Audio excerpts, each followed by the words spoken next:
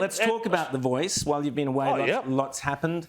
James, how was your trip, by the way? Oh, the trip was fantastic. You were in New York? I was in New York City. I was in Boston. You saw the wonderful Miranda Devine? Saw the wonderful Miranda Devine, who sends her regards to outsiders across Australians. As she does? Yes. Fantastic. Yeah. So The Voice has kind of been kicking along. Have a listen to Linda Burney. This is someone trying to ask Linda Burney questions about the cost, for example, of The Voice. And as usual, Labor do not want to give you any answers to anything. Have a listen. Minister Linda Burney came to Albany and Rebecca Stevens hosted her for an invitation-only event to discuss The Voice. The really big push tonight was that we have to do this, we have to do this. There was a lot of emotional blackmail. She says they have never recognised First Nation people and they need to be recognised in the big book of law. I wanted details. Earlier in the minister's presentation, she said people are getting bogged down in details. Basically, don't worry about the details, just vote yes. She told me that I was wrong on the figures, and I came back at her in front of the whole audience and said, no, I'm not.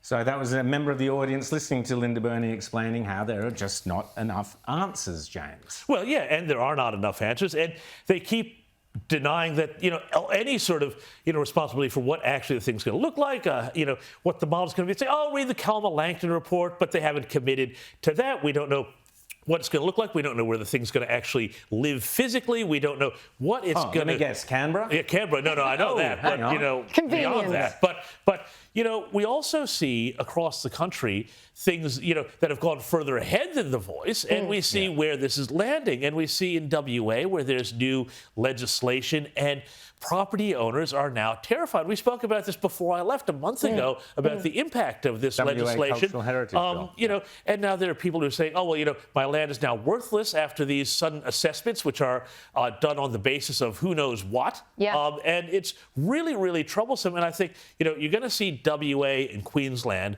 surely voting against The Voice. Absolutely. Only one more state needs to vote no. Very likely it's going to be South Australia and or Tasmania. And the thing is over. Well, I think they're all going to vote no. I just want to play you this clip, which was we had Jack Callion, you'll remember, a couple of weeks ago on the show. Terrific bloke. And he was saying how all The Voice is doing is setting Indigenous people against each other, this family or this clan against that clan. Because the whole structure that we've got in Australia, certain clans, certain tribes get favoured, others don't. They pit them against each other. We saw this with this opening of a motorway last week in WA, and they were arguing about who should open it. I think we've got the grab. But I don't need these people coming out here thinking that you fellas could say this, say that on this land.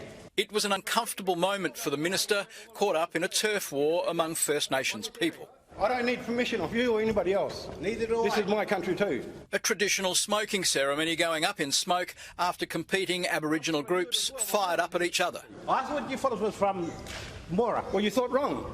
No.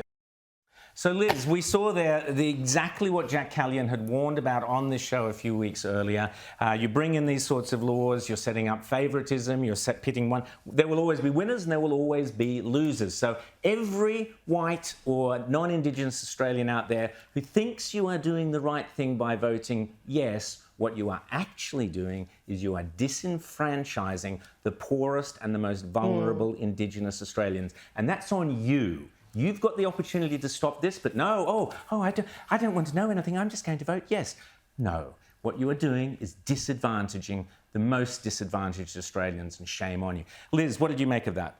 Oh, well, it was actually, sadly, a little bit humorous because here we have these politicians opening a freeway, they're doing their smoking ceremony, they're checking the box, and here we've got two different Indigenous people going, hang on a minute, this is my job. No, you're on my turf. This is my job. Welcome to The Voice. Speaking of disenfranchising Indigenous people, the article that came out today, well, this week, I should say, about someone having to pay up to 20 grand just to build on his own property, that man is Indigenous. and he's just trying to build on his own land. And now, thanks to these heritage cultural laws, it's like, well, pay the bill, buddy.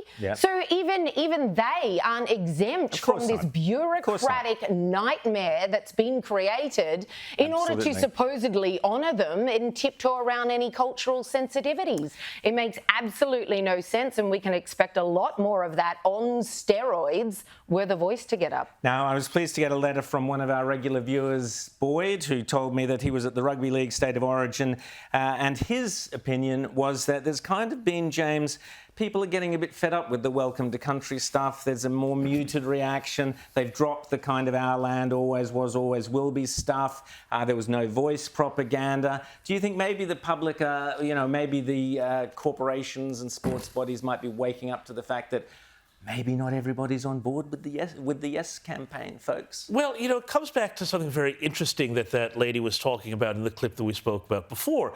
She said moral blackmail, and that is ultimately what this comes down to. And so far, the entire message of this Voice campaign, whatever sort of specifics about this and that you're talking about, the overarching message is, an illegitimacy of Australia, an illegitimacy of the Australian government, and anybody who thinks otherwise is not really a great person. So you can either be a good person, agree with us, and join the elect, or, you can wallow in your racist bogan misery, which is essentially the implication that they're making. And I saw a fascinating story yesterday where now they're saying, now we're going to try and go for young tradies who are, politically disengaged. And they're trying to find some group that they can come and do it. But I've also spoken to people who've been at sporting events and said that the Voice messaging is falling very flat in the crowds. People don't like it because they're being told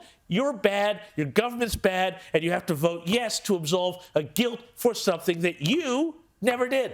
And this is why it was so important that Peter Dutton and the Coalition came out against the Voice. You have given the quiet Australians, the forgotten Australians, the real Australians out there, you've given them the moral authority to say, no, we knew this thing was wrong and we're not going to be voting for it.